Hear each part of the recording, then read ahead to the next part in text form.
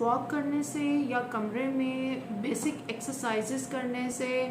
या फिर आप जब चहलकदमी पे जाते हैं, या आप अपने कमरे में खड़े होकर योगा या स्ट्रेचेस या कुछ भी करते हैं, उससे आपकी बॉडी के अंदर जो टिश्यू ऑक्सीजनेशन है वो इंक्रीज़ होती है। नॉर्मली हमारा जो लाइफस्टाइल है वो इतना लेज़ी और लेथार्जिक है, यानी हम अपने रूम में रिमोट पकड़ते हैं, किचन में जाते हैं या वॉशरूम में जाते हैं तो स्टेयर्स चढ़ते हैं, हमें सांस चढ़ जाती है। अक्सर मेरी क्लाइंट्स जो मोस्टली ख़वातीन हैं, मर्द हजरात भी हैं, तो मेरी उनसे रिक्वेस्ट होती है कि आप जब ये कहते हैं कि जी हम वॉक करेंगे इससे हमें कोई फ़र्क तो पड़ना नहीं है, हमारा वेट तो कम होना नहीं है, तो आपकी जो इंटेंशन है for doing walk, for doing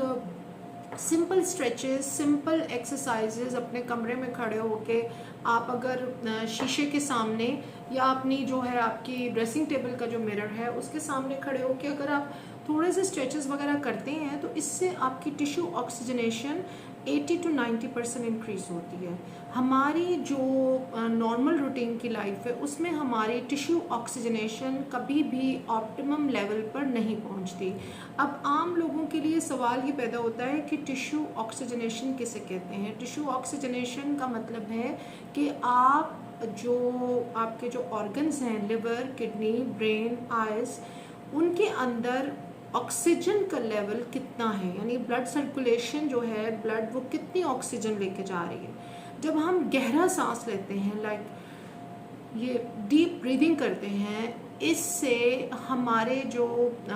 organs हैं उनके अंदर प्रॉपर ऑक्सीजन जाती है और ये हमारी एंटी ऑक्सीडेंट या एंटी एजिंग या इम्यूनिटी बूस्टर ड्रिप्स जो होती हैं उनमें स्पेसिफिक मेडिसिन अब ऐसी डाली जा रही हैं जिनकी वजह से हमारी जो क्लाइंट होता है उसकी टिश्यू ऑक्सीजनेशन 80 to 90% इंक्रीज़ होती है। तो दूसरा, जब आप वॉक करते हैं, चहलकदमी करते हैं, ठीक है उसका आपके वेट रिडक्शन पे कोई बहुत ज़्यादा असर शायद ना हो रहा हो, लेकिन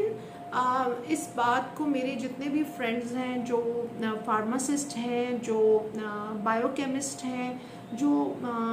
फार्माकोलॉजी को अच्छी तरह जानते हैं, वो इस बात की ऊपर हमारी बहुत लंबी डिस्कशन होती रहती है बल्कि कि जब हम वॉक करते हैं या एक्सरसाइज या चहलकदमी या साइकिलिंग या कमरा बंद करके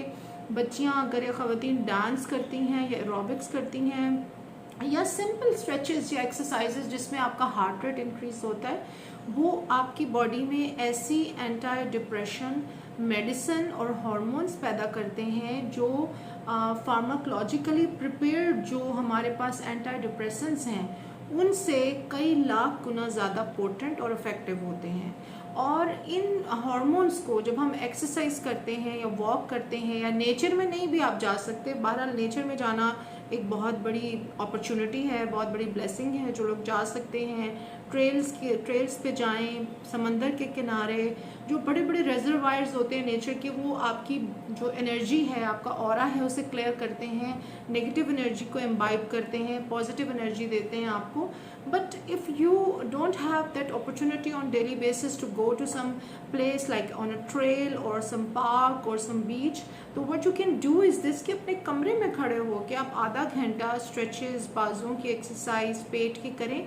आप गहरे सांस लें, डीप ब्रीदिंग करें, योगा करें। आजकल YouTube के ऊपर हर चीज़ अवेलेबल है और उसका मकसद, हर बात का मकसद वेट लॉस नहीं होना चाहिए। हमारा बुनियादी मकसद वेट लॉस के पीछे भी सेहत और तंदुरुस्ती होना चाहिए ताकि हमारी बॉडी बेचारी को रिलीफ मिले। और मेरा अपना अभी एक बहुत छोटा माशाल्लाह बेबी, अल्लाह मियाँ उसको लंबी उम्र सेहत तंदुरुस्ती दें। मैं ख़ुद इस वक्त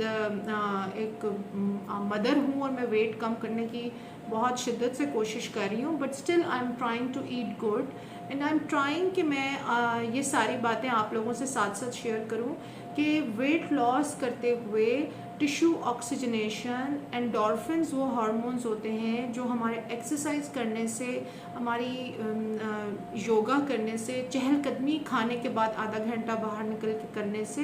एंडोर्फिन्स पैदा होते हैं जो दुनिया में सबसे ज़्यादा पोटेंट मूड स्टेबलाइज़र जो मेडिसिन हैं उनसे भी कई लाख गुना ज़्यादा ताकतवर होते हैं। तो आप वॉक करें, किसी भी किस्म की एक्सरसाइज, स्ट्रेचेस। अक्सर ख़वातीन, अक्सर बच्चियां सिर्फ इसलिए छोड़ देती हैं कि इससे तो जी हमारा कोई वेट लॉस नहीं होता, डॉक्टर साहब इससे हमें कोई फ़र्क नहीं पड़ता, वॉक से हमारा क्या बनना है। आई अंडरस्टैंड आपका वॉक से कुछ नहीं बनना है, मगर जो आपका वॉक से बनना है वो ये है कि आपका मूड स्टेबल रहता है, डिप्रेशन कम होता है, एंजाइटी कम होती है, टिश्यू ऑक्सीजनेशन अपने मैक्सिमम पीक को पहुंचती है। तो आप चाहे डाइट अपनी कंट्रोल कर रही हैं या कर रहे हैं, चाहे आप वेट लॉस के लिए जिम जा रहे हैं या नहीं जा रहे हैं, अपनी घर में एक डेली की रूटीन में एक रेगुलर 30-40 मिनट्स का कार्डियो या एक्सरसाइज या वॉक, प्लीज़ इसको अपने रूटीन का हिस्सा बनाएं और अपनी सेहत के हवाले से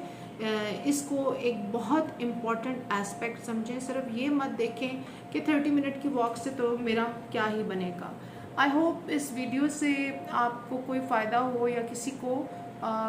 डिप्रेशन को समझने में और अपने ऑर्गन्स की ऑक्सीजनेशन को समझने में कोई हेल्प मिले।